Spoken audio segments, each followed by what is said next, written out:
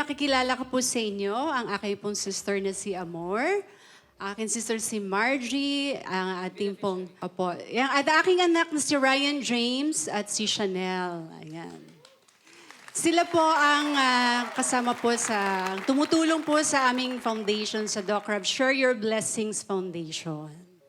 Ayan. And to be honest, I'm so happy na nakasama ko ngayon lahat sila dito. Especially yung aking kapatid na si Margie. Bakit parang emotional ka na, Miss Patricia? What do you mean you're so happy? Hindi ba kayo lagi nakikita or... Kasi po, God is so good kasi yung kapatid ko, nasintensyahan po yan ng life in prison. Oh, okay. At ngayong kakalabas lang po niya, binigyan siya ni God ng panibagong buhay na makasama namin ang family ko. Kaya I'm so proud na ate, na hindi po siya nawala ng pag-asa. Na ngayon, nakasama ko siya ngayon dito. Answer prayer po siya para sa akin. Thank you, Lord.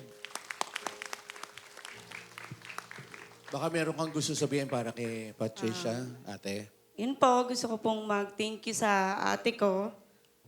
Kasi po, 8 years po ako na nakakulong. Kakalaya ko lang po. Then, binigyan po ako ngayon ng second chance. Hindi po siya bumitaw sa akin in 8 years. Hindi lang po sa akin, dun po sa pinanggalingan ko. Bali, tumulong din po siya sa mga naging kasamaan ko rin po doon. Kaya naging inspiration po siya, hindi lang po sa akin bilang kapatid, pati rin po sa mga naging kasama ko ngayon na nandun pa rin po sila na patuloy po niyang tinutulungan at ng foundation po nila. Thank you po. Yes. I love you, sis. Yung foundation nyo, ano yung ginagawa ng foundation ni Kuya Rob? Yung Doc Rob Share Your Blessings Yes, Foundation.